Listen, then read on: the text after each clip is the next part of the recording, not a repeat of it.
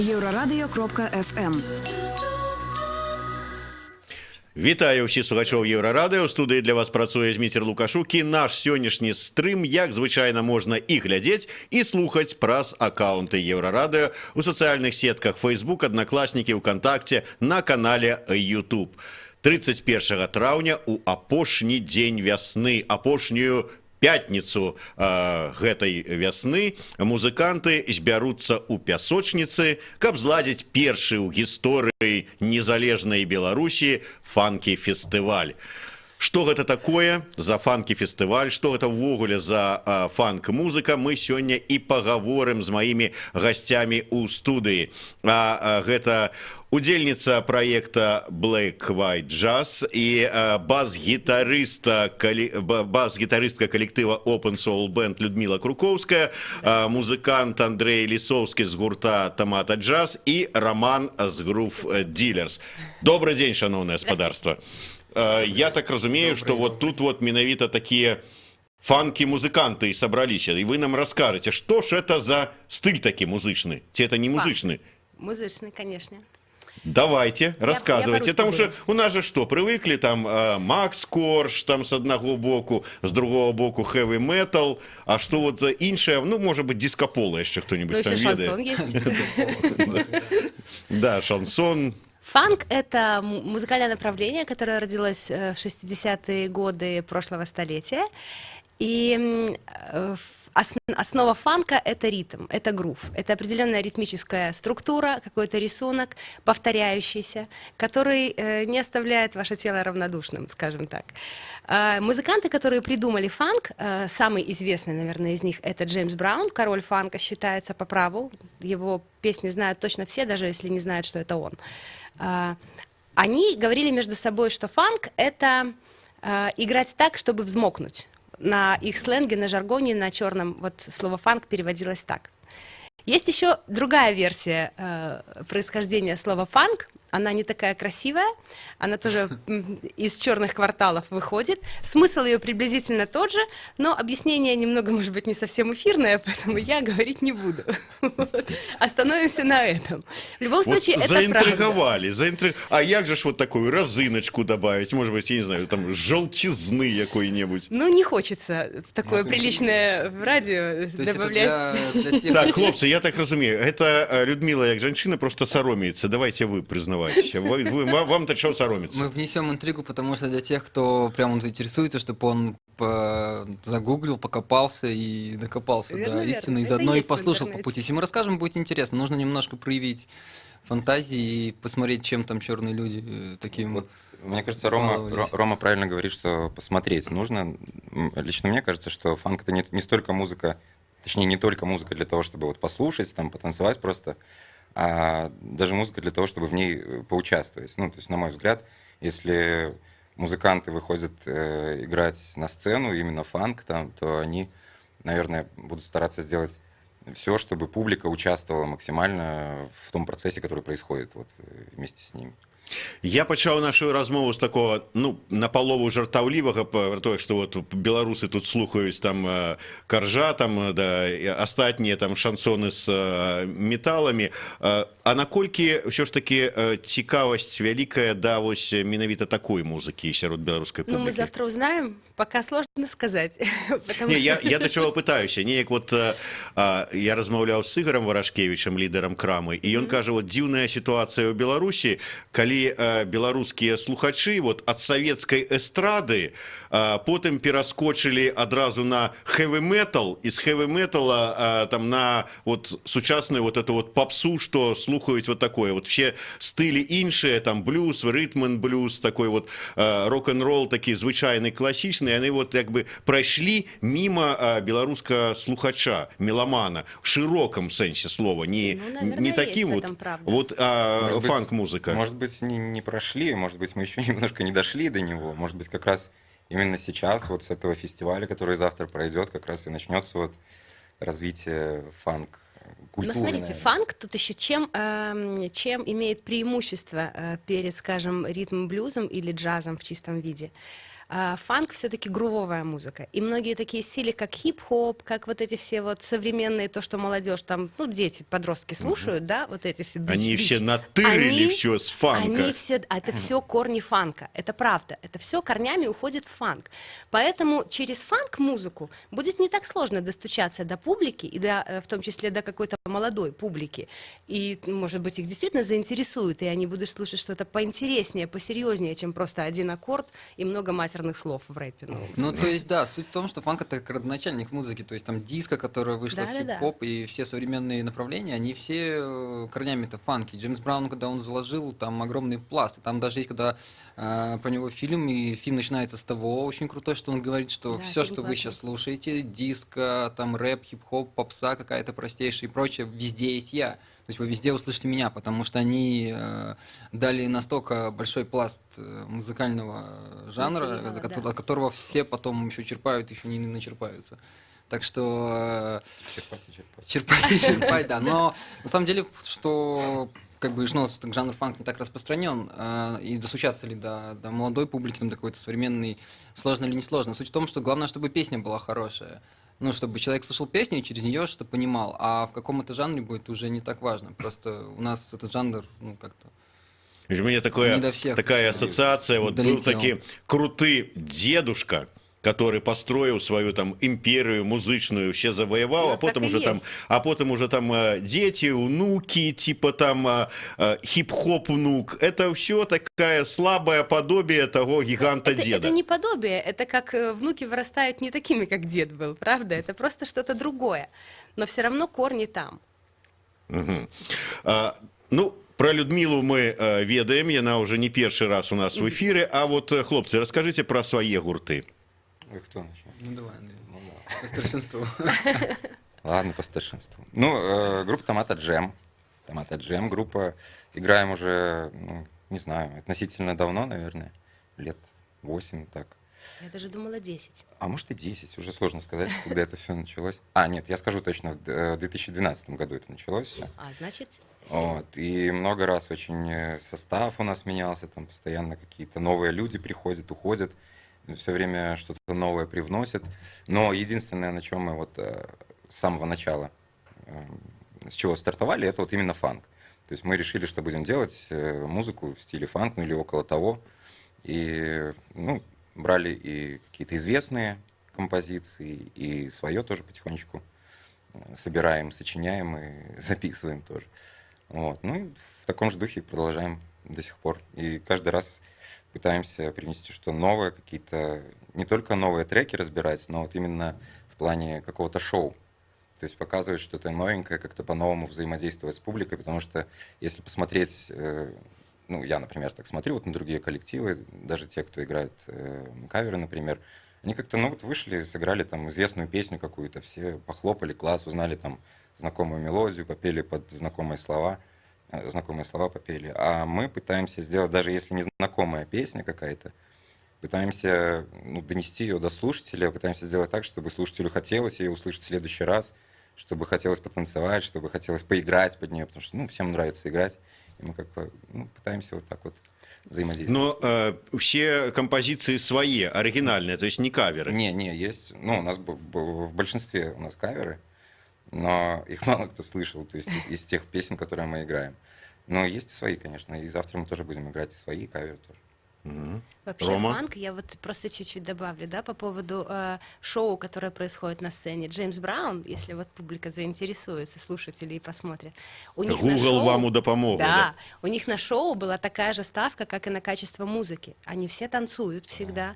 Это отрепетированные движения, постановочные. Это реальный такой театр, ну, если так можно сказать, музыкальный театр на сцене. То есть не просто там грустно кто-то стоит и играет свою партию, а все А зараз живут же в том, это что модно, они вот делают. на Евробаченні, коли поглядеть, вот эти баллады монотонные, одно и то же, на 7 хвилин. Ну, вот может, такое, это и модно, но кому Я что вот нравится. сейчас, извините, что перебил, даже вспомнил на самом деле такой очень смешной момент. Как-то я сам из Витебска, и у нас, когда проводят славянский, да, Да, очень класс. забавно вот нашлись.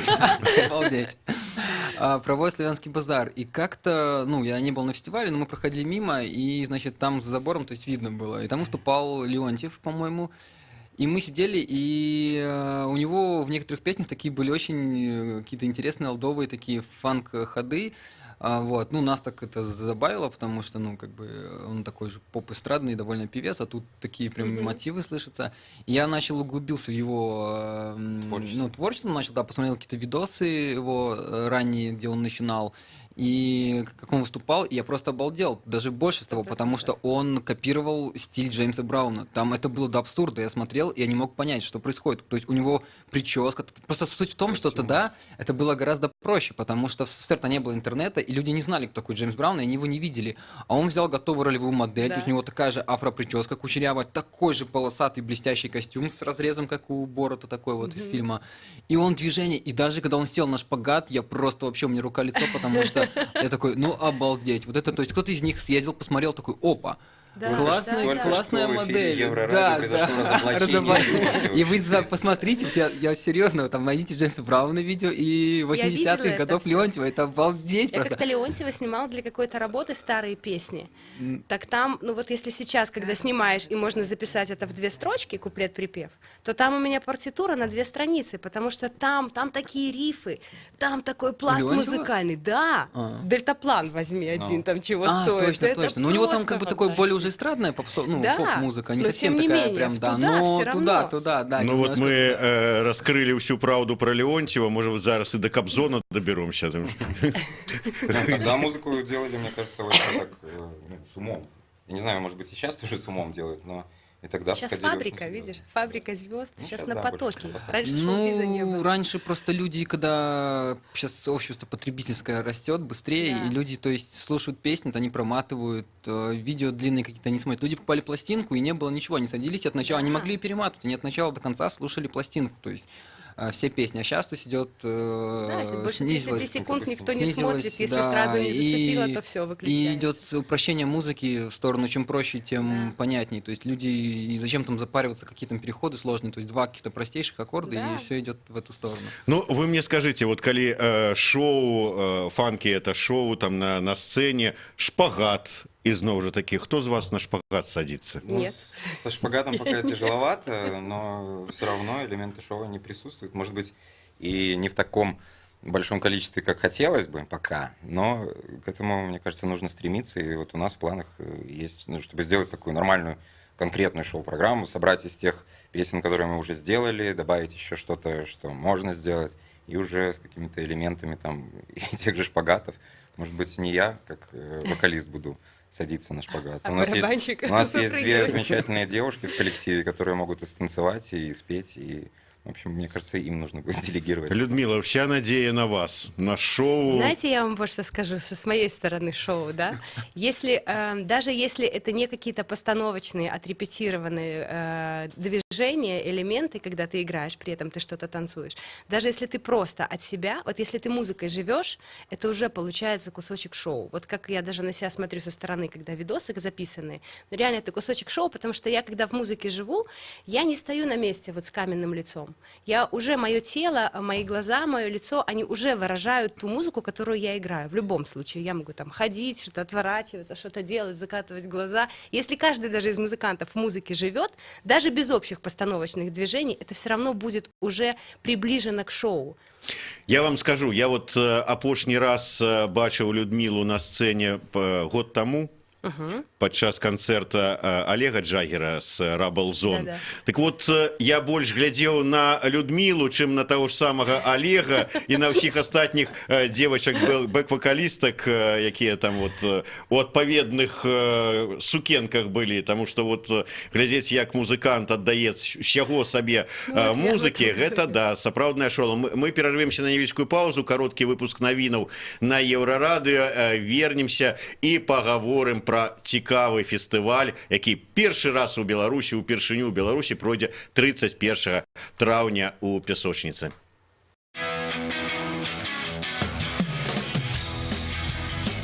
Еўрарадыё. Мы першае рок-радыё Беларусі. Самыя свежыя навіны і аналітыка, музыка і крытыка. Мы незалежная крыніца інфармацыі ў тваім рэальным жыцці і ў інтэрнэт-прасторы. 24 гадзіны на суткі нас можна знайсці на старонцы еўрарадыё.фм.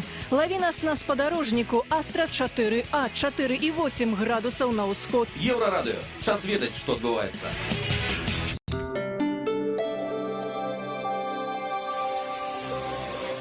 Еўрарадыё. Навіны – наша справа.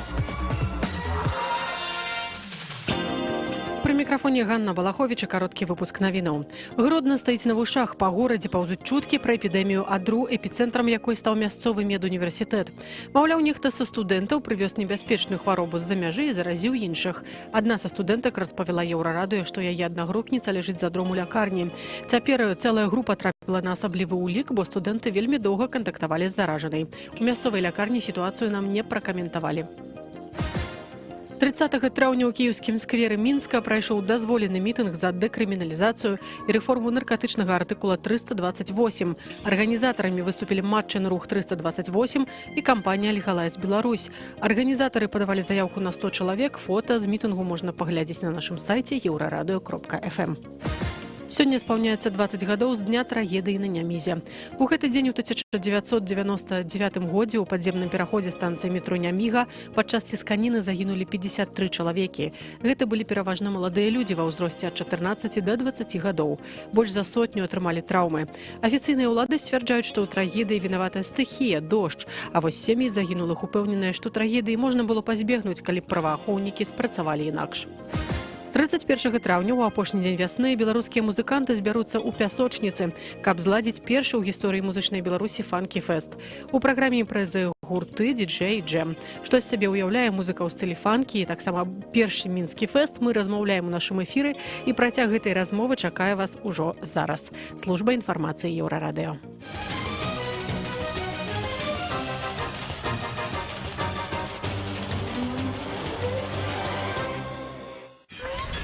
Еўрарадыё.фм. Вяртаемся ў студыю Еўрарадыё. Для вас працуе Зміцер Лукашук і разам з самай прыгожай бас-гітарысткай усей Беларусі Людмілай Крукоўскай, а таксама музыкантамі Андрэем Лісоўскім з гурта «Тамата Джэм» і Ромай з Grooves Dealers мы гаворым пра фестываль Фэнкі Фэст, які пройдзе 31 траўня. Мы ўжо пагаварылі і пра «Тамата Джэм». Рома, а раскажы крыху пра вашу каманду. Да, мы, значит... Я уже ведаю, что вы фанаты, те, как любят сказать, симпатики Валерия Леонтьева. Да, мы последователи, подаваны, да, Валерия Леонтьева.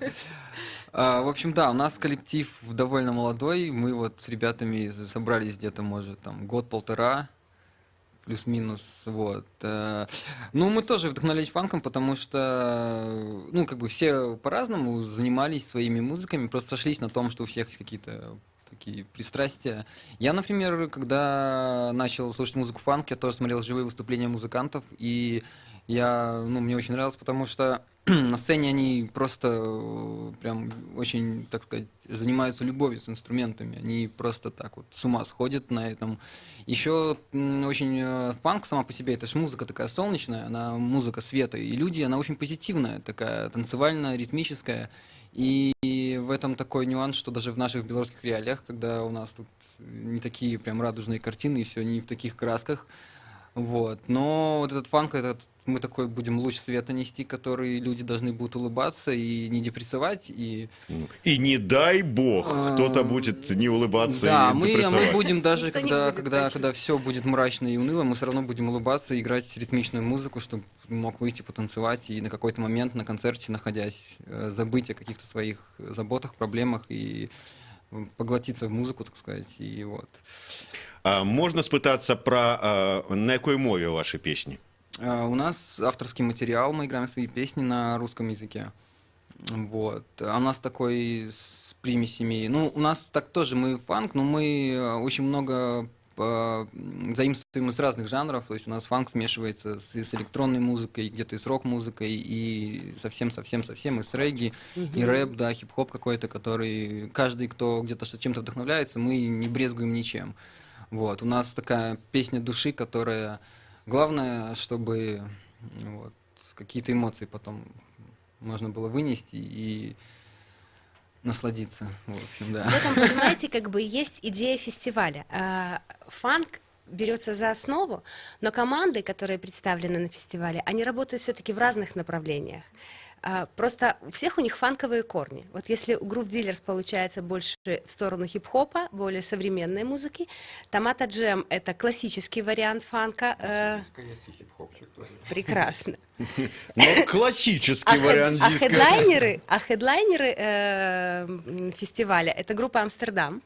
Название никому ничего не говорит, я об этом абсолютно уверена. Почему? Потому что название было придумано мною 2 недели назад. Просто потому, что мне понравилось сочетание звуков. Я подумала, мы шли как раз на фотосессию, я говорю, ребята, мы будем называться «Амстердам». Почему? Мне нравится это слово, и все, без всяких привязок. То есть можно сказать, что хедлайнером, зоркой фестиваля является команда, якая створилася фактично 2 тижні тому. Не совсем. На самом деле команда собралась раньше, скажем, наверное, месяца 3 назад, когда мы еще думали делать не фестиваль, а просто концерт. И группа состоит из джазовых музыкантов в основном. То есть то, что будем играть мы, это будет фанки-джаз. Это еще одно направление, куда, скажем так, внедрился фанк, в джаз. Хотя джаз не вырос из фанка, это вообще другая история. Но есть такой сплав уже, фанк-джаз.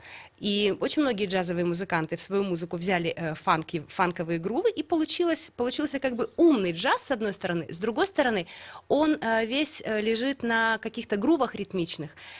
И очень легко воспринимается и импровизация, и все остальное. Мы вообще пошли самым коротким путем. Взяли произведения достаточно известные и популярные. Джамироквай, Джеймс Браун, «Земля, ветер, огонь», Стиви Вандер, которые многие знают. И просто их переделали на более джазовую манеру. Фанковые грувы, много джазовых импровизаций и узнаваемые мелодии, скажем так. Для того, чтобы люди... как вам сказать, для того, чтобы люди понимали, что слово джаз, слово фанк — это не какие-то древние запредельные старые стили, страшные, никому непонятные. Боже, надо там 100 лет учиться, чтобы это вообще можно было как-то через себя пропустить. Да нет же, на самом деле все гораздо проще. Откроешь сердце, и все сразу становится твоим. Кстати, вот еще, момент, что на самом-то деле, как бы даже вот фанк-песни, там, опять же, того же Джеймса Брауна, Стиви Вандера, это очень лирические, скажем так, душевно-трогательные композиции, в которых очень большие душевные переживания и какая-то глубокая лирика. Просто она на светлом мотиве и на легком танцевальном таком положено груве, и поэтому она легко воспринимается, но там люди переживают не меньше, просто они это делают сквозь улыбку и сквозь какой-то светлый посыл, по-мужски. что, по-мужски, и при этом, чтобы еще можно было и потанцевать, что важно. Плюс диджеи, которые будут. То есть мы как бы максимально, насколько можно, вместить там в 5,5, сколько, подожди, не 5, с 5 до 10:30 будет это все. 5,5 часов. У нас всего лишь есть как-то 17-22. Правильно. Да. Но у нас есть только это время, потому что это пятница. Получается, слишком рано делать не будешь, люди еще работают, а поздно делать тоже нельзя, потому что это центр города, и не должна музыка играть позже, чем 22:30. Поэтому мы постарались в такой короткий промежуток вместить как можно больше стилей и направлений, которые выросли из фанка, чтобы людям показать, что такое фанк, чтобы люди как-то полюбили это направление музыкальное. Вот наколькі беларусы, я так крыху здалёк, кажуць, што джаз — это музыка чорных, там чорная музыка, фанкі таксама. Вот наколькі, калі вот так вот просто там в лоб казаць, вот наколькі беларусам можа быць блізкая вот эта вот такая чорная музыка? Очень даже может быть близко, даже хотя бы потому, что когда эта музыка рождалась, это всегда была музыка протеста против несправедливости. Да, а белорусы рабы до этого часа. Рабочих. Знаете, я считаю, что понятие раб, не раб, это вот в голове у каждого сидит. Лично я себя рабом не считаю, поэтому неважно, где я живу, я себя веду как свободный человек. Свобода — это ж не анархия, правильно? В определенных рамках, чтобы другим не делать плохо, я в своих рамках свободна, выходя за них иногда, но чтобы не делать плохо никому другому. И поэтому мне кажется, что тут не музыка рабов, а музыка людям, которым есть что сказать, но которых как бы в меньшинстве, которых там не особо, может, слушают. Но вот вы пойдите куда-нибудь в эфир, отнесите джазовое произведение на любое радио. Но я рассылала, я знаю, нет, даже ответа от многих не приходит. Не формат. понимаете? Хотя у них там должно быть 70% белорусской музыки. Но это не формат, потому что, ну, а когда будет формат? А как тогда люди будут эту музыку узнавать? Ну как? Если с двух сторон получается замкнутый круг. Ну, это ж тое ж самае, вот як кажуць, што калі чыноўнікі, там, скажем, ці школы будуць па-беларуску ўчыць, калі будзе патрабаванне ад людзей, а калі яно з'явіцца, это патрабаванне? Вот в том и речь. Пока не начнем об этом говорить, пока не будут эти темы подниматься, ну, не возникнет этой потребности. Но поэтому это нужно всегда верно. об этом говорить, поэтому нужно проводить фестивали такие, и по белорусской мове, и по фанку, и по джазу, по всему, чтобы люди видели, что это есть. Верно. Это есть. И Мало того, что оно есть, оно цікавое. Да. Конечно, и оно не может не нравиться. Вот я Это даже убеждена с в точки этом. зрения музыкального образования какого-то чуть больше для людей, что вот тут музыка, она интересная, она интеллектуальная. Тут не просто какие-то там супер простые там, 2 прихлопа, 3 притопа. Да. Тут она понятная, доходчивая, но это музыкально, это интересно. То есть люди, когда послушают, они поймут, что музыка это не то, что там у Макса Коржа и прочих, где прямая бочка, и больше там ничего больше не нужно, ничего, 2 звука, да. да, и рифмы на глаголы.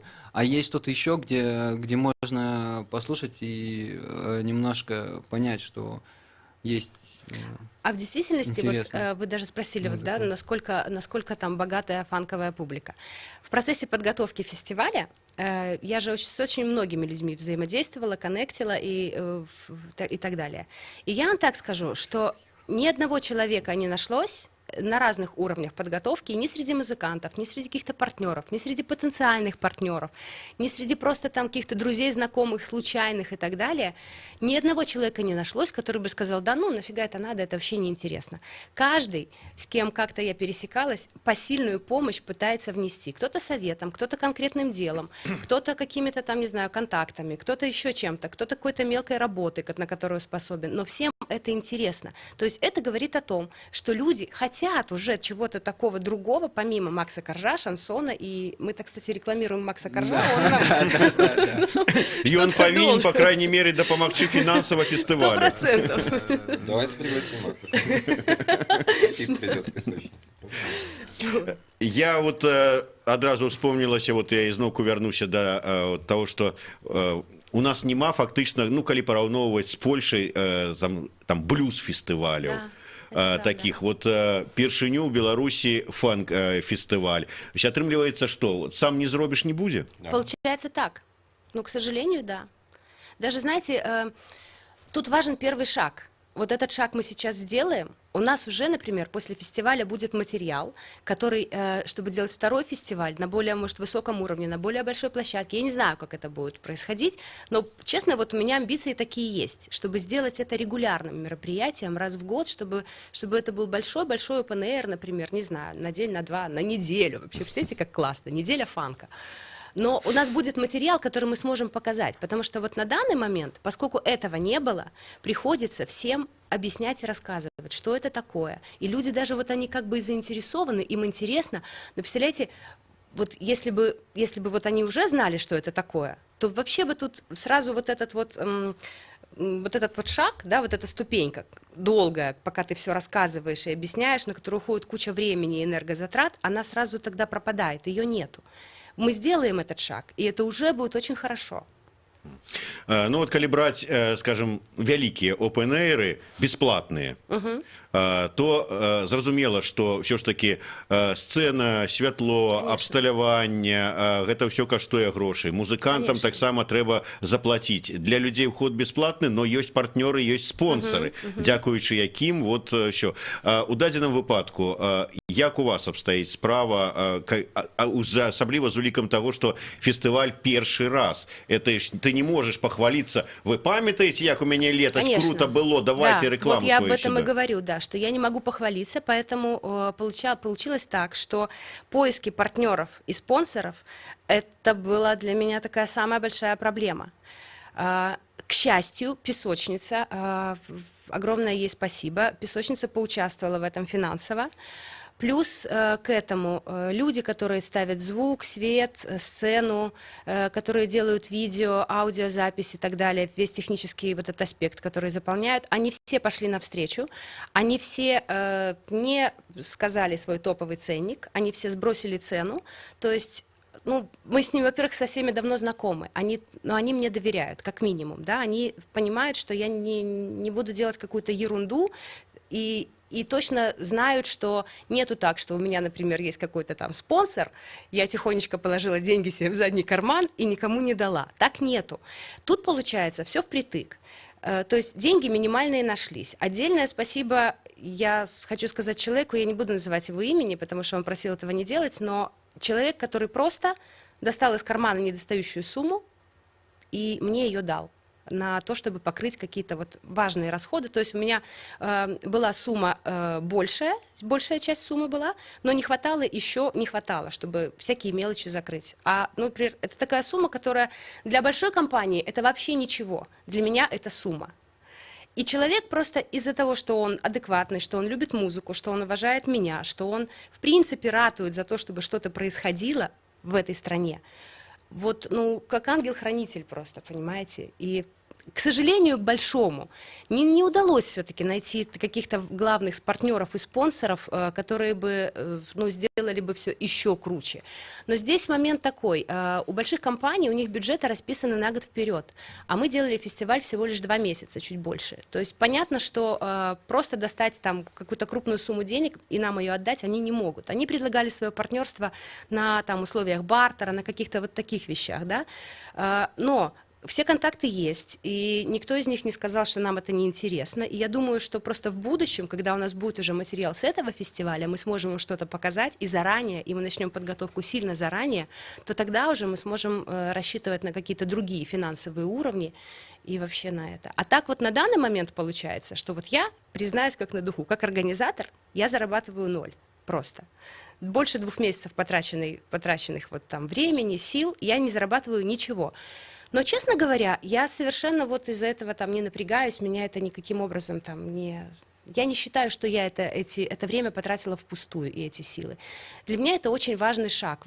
Ну, я не знаю, наверное, какой-то максималист там или какой-то идеалист, но мне очень важно, чтобы, вот знаете, люди развивались, чтобы в нашей стране повышался уровень культуры. Я не сторонник революции, я не сторонник того, чтобы, знаете, я понимаю, что наши белорусы нация тихая, что на площадь выйдут далеко не все, а жизнью недовольны очень многие.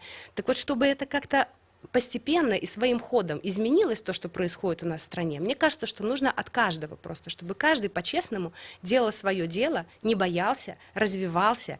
И, ну, любой музыкальный фестиваль хорошего уровня, с хорошей музыкой, это все равно толчок. Это толчок к пересмотрению в своей голове чего-то для молодых людей, для других людей, для которые постарше. Говори. Вот я еще скажу, да, что, ну, на самом деле, как для первого раза для фестивалей промо, тут я уверен, что не останется тех, кто придут, люди, которые попадут и кто-то оценит. Равнодушных не останется никого, потому что тут на секундочку собрались, ну, очень сильные музыканты, да, которые сделают, ну, настоящий праздник музыки. Помимо этого будут играть 2 диджея.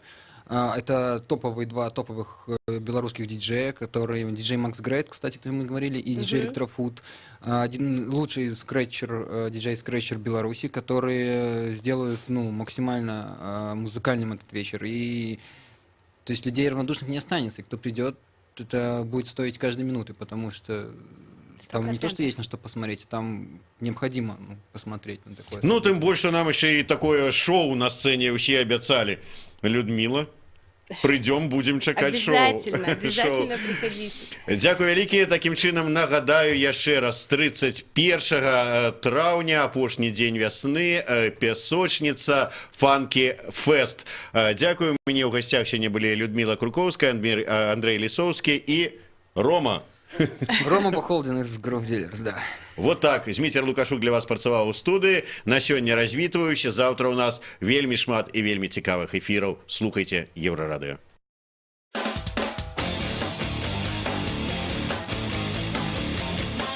Еврорадио. Лови нас кожны будні дзень на FM. Раніцай о 6 і увечары о 23. У Гродні на хвалях радіорація 98,1 FM. У Бресте 99,2 FM. Даведайся пра галоўныя падзеі дня з праграмаў «Петарда» і «Еўразум». Слухай «Еўразум» з панядзелка па пятніцу о 18, а «Петарду» о 20. Нон-стоп наш эфир доступны у интернете по адресе euroradio.fm и euroradio.by. Слухай Еўрарадыё праз спадарожнік Астра 4А. Абяцаем альтэрнатыўную музыку, свежыя навіны ды эксклюзіўныя рэпартажы. Долучайся до нас у социальных сетках. Еврорадио. Час ведаць, што адбываецца.